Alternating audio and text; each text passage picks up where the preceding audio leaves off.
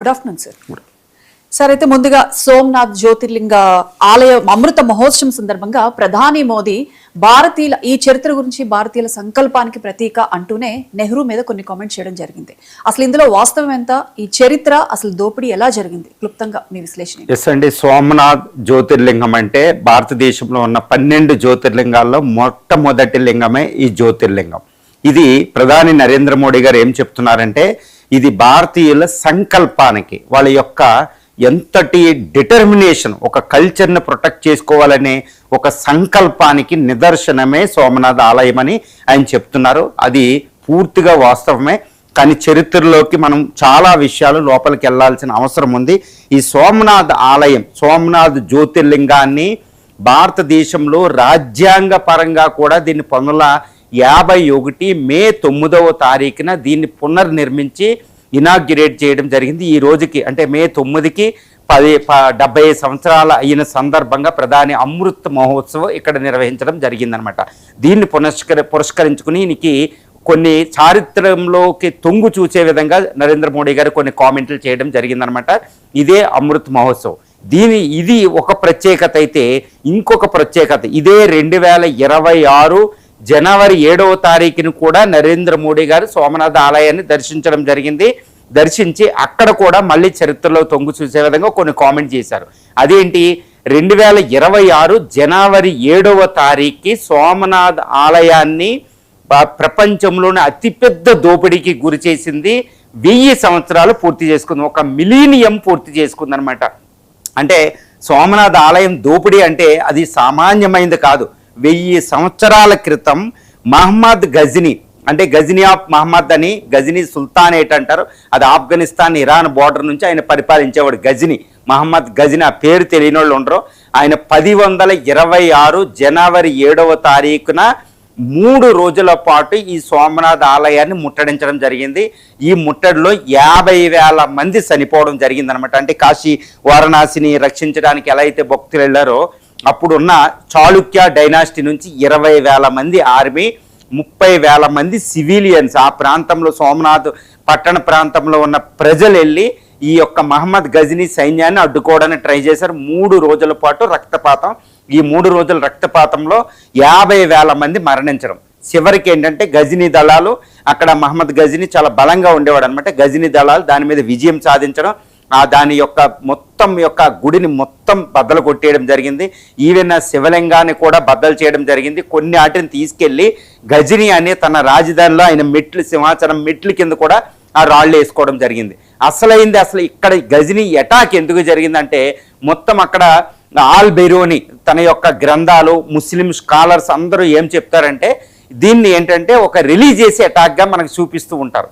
కానీ భారతదేశంలో చాలామంది చరిత్రకారులు, బయట వాళ్ళు కూడా మహమ్మద్ గజనీ సైన్యకి అటాక్లో కొన్ని హిందూ సైనికులు కూడా ఉన్నారు. అంటే ఇది రిలీజియస్ పరంగానే కాదు, ఇది అక్కడ దోపిడీ పరంగా చూడాలి అని చెప్తారు. ఎందుకంటే గజనీ అక్కడ ఆయన హిందూ ఆలయాన్ని బద్దలు కొట్టాలనే దృక్పథం కంటే అక్కడ ఉన్న సంపద కన్నుకొట్టడం. భారత ఆలయాల సంపద ఎలా ఉంటుందంటే, ప్రపంచంలో ఆలయాల్లోనే ఎక్కువ సంపద ఉండేది భారతదేశంలో.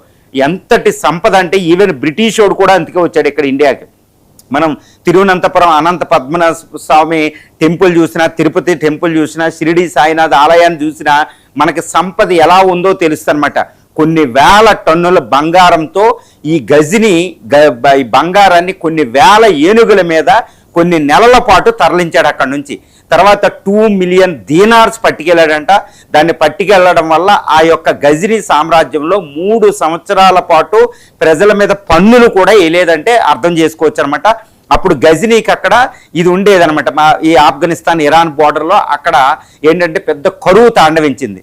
దీనికి అనుకూలంగా ఈ ఆలయాన్ని బద్దలు కొట్టాడనమాట. చాలా పెద్ద చరిత్రలోనే అతిపెద్ద దోపిడీల్లో ఇది ఒక దోపిడీ, ప్లండర్ అంటారన్నమాట.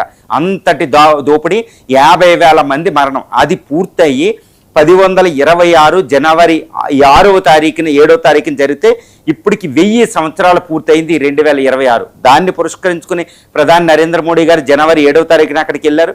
ఇప్పుడు అదే స్వతంత్రం వచ్చిన తర్వాత, భారత స్వతంత్రం వచ్చిన తర్వాత ఈ యొక్క ఆలయాన్ని రాజ్యాంగ పరంగా, భారత రాజ్యాంగం ఏంటంటే ప్రియాంబుల్లో ఉంటుంది, పీఠికలు మనకి it's a secular socialistic secular అనేది ఒక పదం ఉంటుందన్నమాట. సోషలిస్ట్ రిపబ్లిక్ ఆఫ్ ఇండియా అని ఉంటుంది.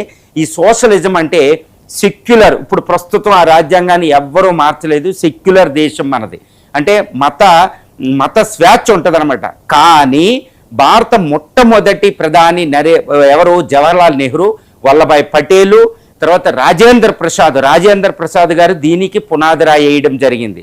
కానీ అది ఇనాగ్యురేషన్ కూడా మొట్టమొదటి రాష్ట్రపతి 1951 మే 10వ తారీఖున దాన్ని 11వ తారీఖున దాన్ని ప్రారంభించారు ఆలయాన్ని.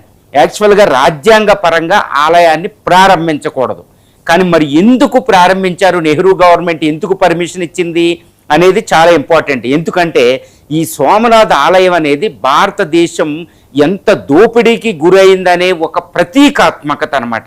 ఎందుకంటే ఇటు ఇస్లామిక్ రాజ్యాలు, తర్వాత అరబ్, పర్షియన్, టర్క్స్ అన్నిటికీ దగ్గరలో ఉండేది అది. కాబట్టి అది విపరీతమైన సంపద ఉండేది. ఆ సంపద దోపిడీ కోసం 17 సార్లు ఈ టెంపుల్ని అటాక్ చేయడం జరిగింది.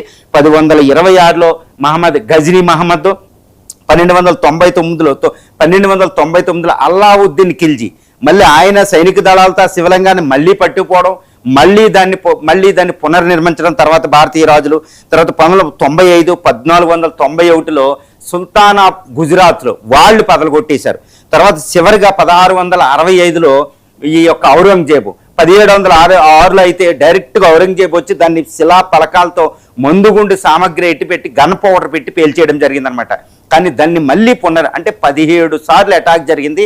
17 సార్లు విపరీతమైన సంపద కొల్లగొట్టడం కాదు, ఆ ఆలయాన్ని అసలు ఉండకుండా చేద్దామనుకున్నారు. అందుకని భారత స్వతంత్రం మొట్టమొదటి భారత ప్రధాని నెహ్రూ. ఇక్కడ నరేంద్ర మోడీ గారు ఏమంటున్నారంటే అమృత్ మహోత్సవం, మిలీనియం ఇది బాగానే ఉంది, కానీ అక్కడ కూడా నరేంద్ర మోడీ గారు కాంగ్రెస్ మీద అటాక్ చేయడానికే, నెహ్రూ పేరు చెరపడానికే ఉపయోగించుకున్నారా అనేది మనం అనుకునే ఒక విమర్శలు వస్తున్నాయి. కానీ ఒక్కటండి, ఇప్పుడు నరేంద్ర మోడీ గారి పర్మిషన్ లేకుండా ఇప్పుడున్న హోంమంత్రి అమిత్ షా గారు వెళ్ళి ఏదైనా చేయగలరా? ఇప్పుడున్న చీఫ్ మినిస్టర్ కాదని ఏ క్యాబినెట్ మినిస్టర్ అయినా వెళ్ళి ఏదైనా చేయగలరా? This is the biggest question. ఎందుకంటే నెహ్రూ మొట్టమొదటి ప్రధాని నెహ్రూను కాదని వల్లభాయ్ పటేల్ గారు వెళ్ళి ఆ ఆలయాన్ని నిర్మించగలరా? నెహ్రూ పర్మిషన్ అంటే గవర్నమెంట్ పర్మిషన్ ఇవ్వకుండా, కాస్త ఏదో ఆన్ ప్రిన్సిపల్ పర్మిషన్ ఇవ్వకుండా ప్రెసిడెంట్ ఆఫ్ ఇండియా అక్కడికి వెళ్ళగలరా టెంపుల్ దగ్గరికి? అది అంటే ఏంటి? నెహ్రూ స్వయంగా దాని పునర్నిర్మాణానికి పూర్తిగా పర్మిషన్ ఇచ్చారు. వల్లభాయ్ పటేల్ కాదు దాన్ని నిర్మించింది, deputy prime minister, home minister కాదండి, నెహ్రూయే నిర్మించారు. Nehru discovery of India book మనకు చదివినట్టయితే నెహ్రూకి భారత కల్చర్ మీద ఎంత అండర్స్టాండింగ్ ఉందో తెలుస్తుంది. నెహ్రూ ఏదో ఫారిన్ స్టడీ అనుకోకూడదండి. నెహ్రూ డిస్కవరీ ఆఫ్ ఇండియా ఆయన 3 క్లాసిక్స్ చదివిన వాళ్ళకి అర్థమవుద్ది. నెహ్రూ ఆయన యొక్క ఇండస్ వ్యాలీ సివిలైజేషన్లో హరప్పా, మొహంజదారో దగ్గర కూడా పునర్నిర్మించాలి అనుకుంటూ ఆయన మాట్లాడతారు డిస్కవరీ ఆఫ్ ఇండియాలో. బుద్ధుడి కోసం, అశోకుడు కోసం, రామాయణ మహాభారతాల కోసం ఆయన ఎంత అత్యున్నతంగా మాట్లాడతాడంటే ఆయనకి ఎంత అండర్స్టాండింగ్ ఉందో తెలుస్తుంది. ఆ ఆలయ పునర్నిర్మాణం అనేది సెక్యులర్ పరంగా రాష్ట్రపతి అది ఇనాగ్యురేట్ చేసేటట్టు చేసి వల్లభాయ్ పటేల్, ఎందుకంటే వల్లభాయ్ పటేల్ గుజరాత్కి సంబంధించిన వ్యక్తి కాబట్టి ఆయన దాన్ని అడ్మినిస్టర్ చేశాడు ఆలయం నిర్మించడానికి. కానీ ఆయన ఇనిషియేషన్ అని చెప్పలేం, అది Nehru permission, prime minister permission ఇస్తేనే ఒక క్యాబినెట్ మినిస్టర్ అక్కడికి వెళ్ళగలుగుతారు.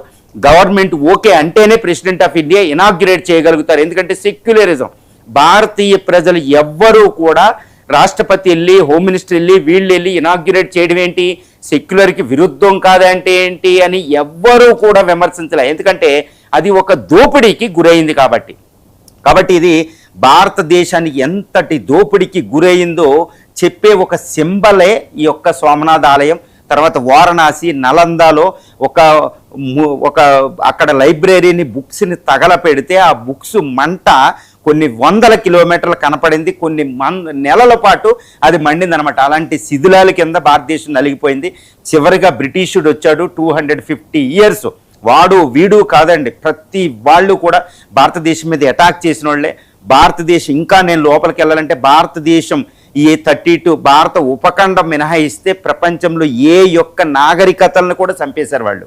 ఎంతటంటే మెసపోటేమియా నాగరికత మొత్తం కనుమరుగైపోయింది. మెసపోటేమియా అని, గ్రీక్ అని, చూడండి, మనకి ఇరానియన్ మెస్పోటేమియా ఉంటుంది, అక్కడ ఒక్క చైనా ఇండియా తప్పితే అన్ని సంస్కృతుల్ని నాశనం చేసేసారు ఆ అటాక్లో, మిడీవియల్ ఎరా ముఖ్యంగా. తర్వాత బ్రిటిష్ వాడు వచ్చి నామరూపాలు లేకుండా చేశాడు. కానీ ఇటు ఇస్లామిక్ మిడివియల్ పీరియడ్ని, ఇటు క్రిస్టియన్ సంబంధించిన బ్రిటిష్ పీరియడ్ని తట్టుకుని భారతదేశం నిలబడింది అంటే దానికి ఏమంటానంటే, నేనైతే ఒక మర్రి చెట్టుని మనం ఊహించుకుంటే ఆ మర్రి చెట్టుకి కొమ్మలో ఆకులు ఉంటాయి. Even the most dangerous, Islamic అంటే మోస్ట్ డేంజరస్ వాడు బ్రిటిష్ వాడు. ఆ బ్రిటిష్ వాడు కేవలం మన ఆకుల్ని తీసుకెళ్ళాడు అనమాట, ఆర్థికంగా కంట్రోల్ చేశాడు ఇండియాని.